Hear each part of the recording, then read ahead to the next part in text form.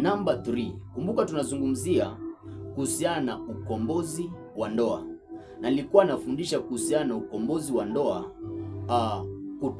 kutokana na mambo ya rohoni ama masuala ya rohoni. Nikaongelea kuhusiana na jini mahaba, lakini pia nikaongelea kuhusiana na maroho ambazo zinaweza kuataki mtu lakini rohoni. Sasa nataka niangalie ukombozi wa moyo, maana moyo wa mtu ndio huo unapendanga. Sasa shetani akitaka mapenzi yasiwemo tena katika ndoa ama kwenye mahusiano, shetani anaweza akadili na moyo wa mtu. Bwana Yesu asifiwe sana. Nataka nisome hayo maandiko kwenye kitabu cha Mathayo 19 mstari wa 3 mpaka wa 11. Yesu amekujiwa na Mafarisayo na walimu wa sheria, wakamuuliza, je, ni halali mwanaume kumwacha mke wake kwa talaka, kama vile Musa alikuwa ametuambia tunaweza kuacha wanawake wetu kwa talaka?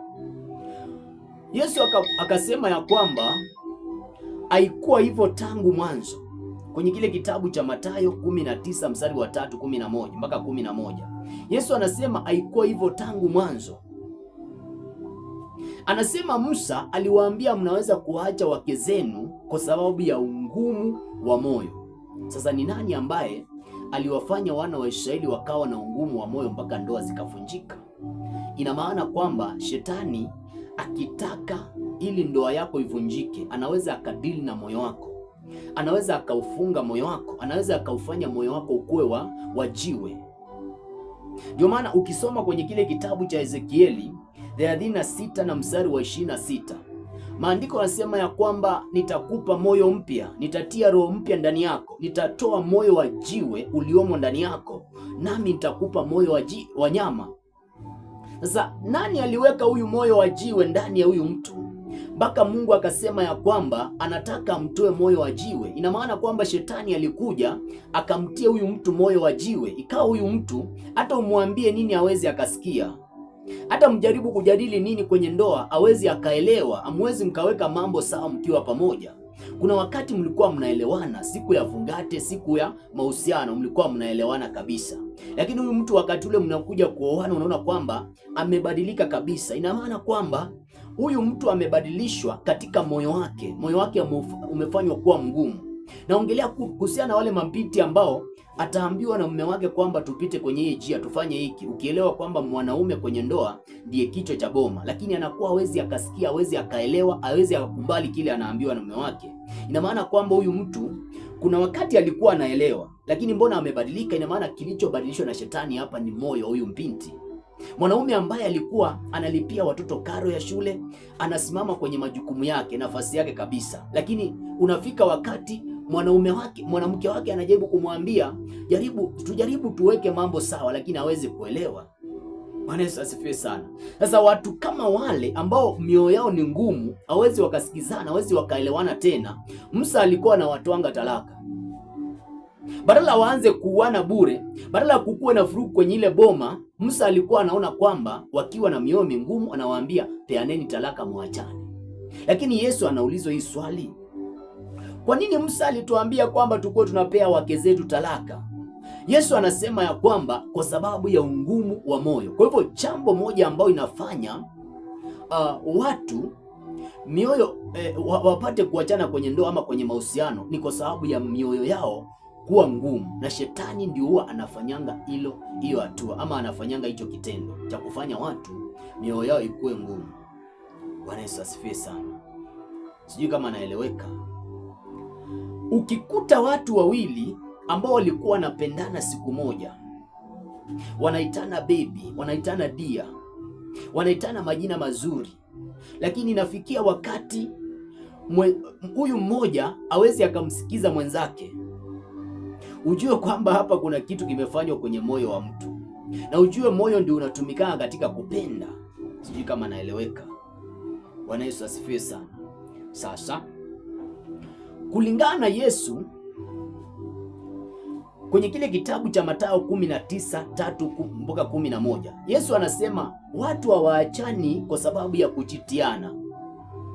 Ingawaje watu wanachitiana sana, lakini watu wanaachana kwa sababu ya mioyo yao kuwa migumu. Kwa hivyo wakati ule ambapo unaona kwamba huyu mtu ulikuwa unamwambia na kusikiza, lakini leo hii hawezi akakusikiza, kwanza unafaa udili na moyo wa huyu mtu, uombewe. Maana Paulo anasema mnapoanza kurusha ngumi, mnapoanza kupigana vita, jifundisheni kulenga shabaha. Ni wapi unapiga vita? Ndio inawezekana ifunjike kwa sababu ya moyo kuwa mgumu. Shetani alibadilisha moyo. Yaani hawa watu si eti kwamba hawakuwekwa pamoja waishi pamoja. Hapana. Hawa watu Mungu alikuwa ameweka pamoja ili waishi na kifo kiwatenganishe. Lakini kuna lile shetani limeingilia hapo katikati, likangeuza mioyo yao ikawa migumu. Ndio maana ukisoma kwenye kile kitabu cha Danieli, ule mlango wa ngapi? Nataka tusome mstari mmoja tu kwenye kile kitabu cha Danieli. Danieli 4:16. Huyu Nebukadneza, neno likatoka kwa Bwana linasema ya kwamba abadilishiwe moyo wake, asiwe na moyo wa mwanadamu tena, lakini apewe moyo wa mnyama. Baada ya kuwa moyo wa Nebukadneza umebadilishwa akapewa moyo wa mnyama, hakuna mtu alimwambia aende kichakani. Yeye mwenyewe ndiye alichangulia kwenda kukaa kichakani. Pamoja na kuwa ufalme wake ulikuwa unapendeza, alikuwa ametengeneza ufalme wake vizuri na alikuwa ameongoza watu wengi, lakini akajipata anaishi kichakani kwa sababu ya moyo wake kuwa umebadilika.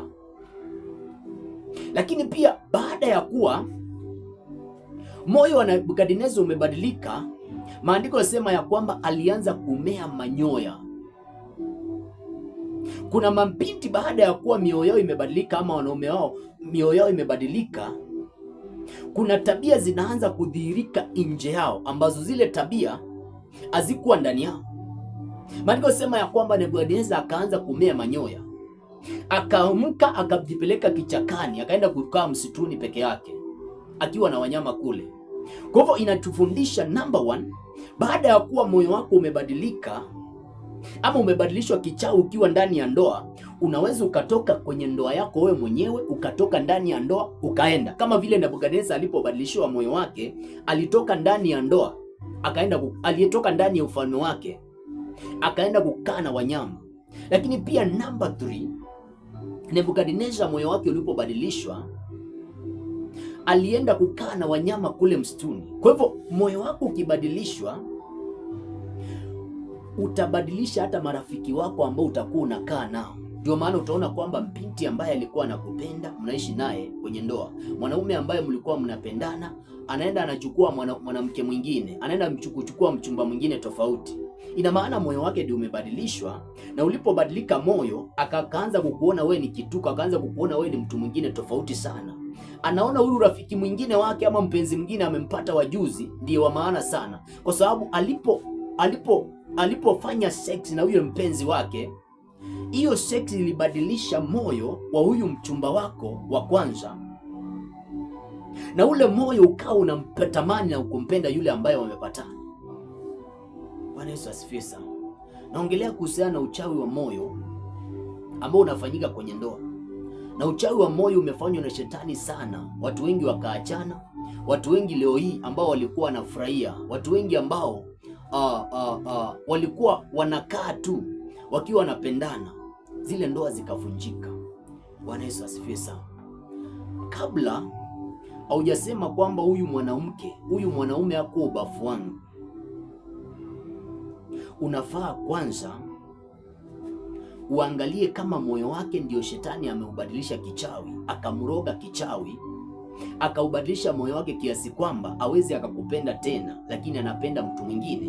Nebukadneza alibadilishiwa marafiki, akaenda kuishi na wanyama.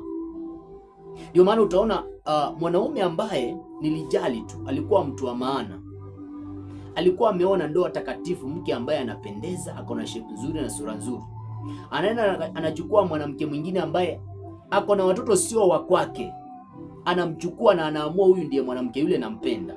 Kwani unadhani nini kimembadilisha huyu mtu kama sio moyo wake kubadilika? Kwa hivyo unafaa uelewe kwamba moyo ndio unatumikana katika kupenda, na ndio maana shetani anaweza akauroga moyo wa mtu, akaubadilisha, mtu akabadilika ghafla mtu ambaye ulikuwa unamjua akawa mwingine tofauti.